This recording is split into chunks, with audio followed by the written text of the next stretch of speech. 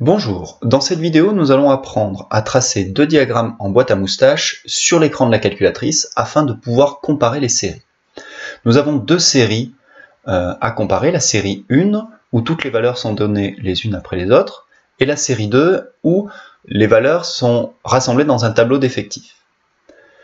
Alors, dans un premier temps, il faut rentrer toutes les valeurs, tous les nombres dans le mode statistique de la calculatrice. Donc, dans le menu, on va choisir donc le menu statistique de la calculatrice. Dans la liste 1, j'ai rentré toutes les valeurs de la série 1. Donc 5, 6, 7, 12, et ainsi de suite. Vous pouvez regarder jusqu'à la 15e valeur de la série qui vaut 10.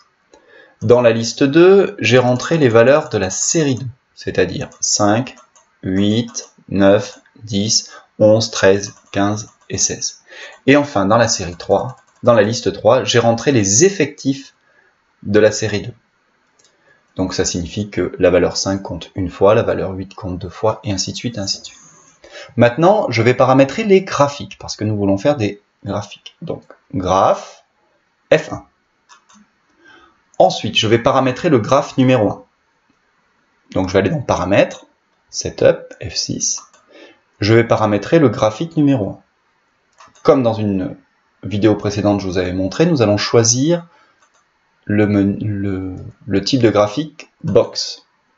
Ensuite, le graphique numéro 1 sera la boîte à moustaches de la série 1. Donc, je vais choisir XList. Donc, les valeurs, c'est bien la liste 1. Les frequencies, il n'y en a pas, elles sont données une par une, donc je laisse le petit 1, signifiant que chaque valeur compte une fois. Et je valide. Ensuite, je vais aller paramétrer maintenant le graphique numéro 2, donc graph 2. Voilà, vous voyez apparaître en haut StatGraph 2. Ici, sur le type de graphique, nous allons choisir Box, donc je déroule, je choisis Box, et là, je vais modifier donc mes XList, maintenant se trouve, les valeurs se trouvent dans la liste numéro 2, et enfin, les frequencies maintenant se trouvent dans la liste numéro 3, donc je choisis F2, liste numéro 3, et je valide.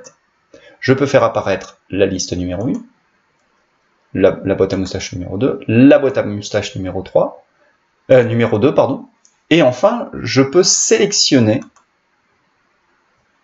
de faire afficher les deux graphiques. Donc, graphe 1, je vais cliquer sur On, et graphe 2, je clique également sur On.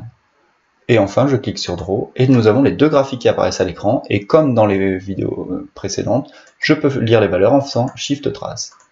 Et nous avons toutes les valeurs. C'est terminé.